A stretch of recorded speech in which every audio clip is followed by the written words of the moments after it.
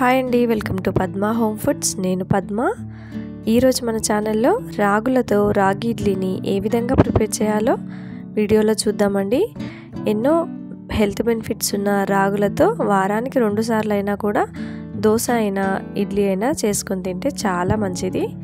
ముందుగా ఒక బౌల్ తీసుకొని అందులోకి ఒక 1/2 కప్పు రాగులను వేసుకొని 2-3 సార్లు బాగా వాష్ చేసుకొని ఫ్రెష్ వాటర్ని వేసి ఒక 8 గంటల పాటు రాగులని నానబెట్టుకోవాలి. అప్పుడే రాగి ఇడ్లీ పర్ఫెక్ట్గా వస్తుందండి.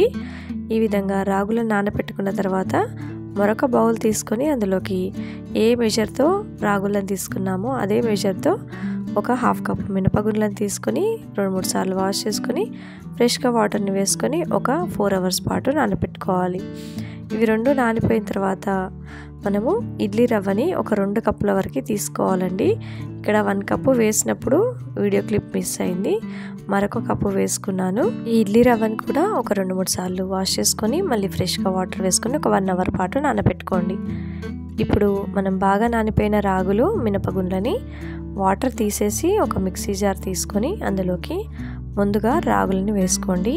ఇక్కడ వాటర్ అనేవి ఏమాత్రం లేకుండా రాగులన్నీ కూడా వేసుకొని ఒకసారి మూత పెట్టుకొని బరకగా గ్రైండ్ చేసుకోండి.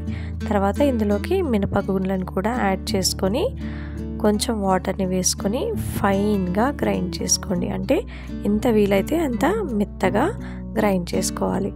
ఇలా గ్రైండ్ చేసుకునే మిశ్రమాన్ని ఒక బౌల్లోకి తీసుకోండి. ఇప్పుడు రవ్వ కూడా ఒక 1 అవర్ పాటు బాగా నానిపోయిందండి. వాటర్ అన్ని వంపేసుకొని మిగతా ఎగ్జిస్టింగ్ వాటర్ అన్ని కూడా పిండేస్తూ ఈ మన రాగి మినపగుండ్లు మిశ్రమంలోకి వేసుకోండి. ఈ విధంగా వేసుకొని మినపప్పు అలాగే ఇవన్నీ కూడా ఇడ్లీ రవ్వ మిక్స్ అయ్యే విధంగా పర్ఫెక్ట్గా ఈ విధంగా వీడియోలో చూపిస్తున్నట్లుగా కలుపుకోండి. ఈ విధంగా మొత్తం కలుపుకోండి. ఇందులోకి సాల్ట్ వేయాల్సిన అవసరం లేదండి. మనం ఓవర్ నైట్ అంతా కూడా పక్కన పెట్టుకుంటాం కదా, సాల్ట్ వేస్తే కొంచెం పులిసిపోయినట్టుగా అవుతుంది. కాబట్టి ఈ విధంగా పర్ఫెక్ట్గా కలుపుకొని ఇప్పుడు మూత పెట్టుకొని ఓవర్ నైట్ పక్కన పెట్టుకోండి. తర్వాత తెల్లవారిన తర్వాత చూస్తే చూడండి కొంచెం ఫర్మెంట్ అయిపోయింది కదా. ఈ విధంగా మొత్తం ఒకసారి మిక్స్ చేసుకొని ఇందులోకి రుచికి సరిపడా సాల్ట్ని వేసుకోండి. ఈ విధంగా సాల్ట్ వేసుకొని మొత్తం మిక్స్ చేసుకున్న తర్వాత మనం ఇడ్లీలని వేసుకోవడమే. చూడండి సాల్ట్ అంతా కలిసే విధంగా కలుపుకున్న తర్వాత ఇప్పుడు ఇడ్లీ ప్లేట్లను తీసుకొని ఇడ్లీ ప్లేట్లకి గీ కానీ ఆయిల్ కానీ ఈ విధంగా గ్రీస్ చేసుకోండి. ఇలా గ్రీస్ చేసుకున్న ప్లేట్లకి మనం ఇప్పుడు ఇడ్లీ పిండిని అంటే రాగి ఇడ్లీలని వేసుకోవాలి.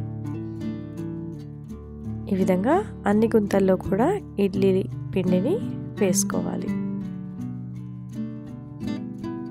ఈ విధంగా వేసుకున్న తర్వాత ప్లేట్లని అన్నీ స్టాండ్కి అరేంజ్ చేసుకోవాలి.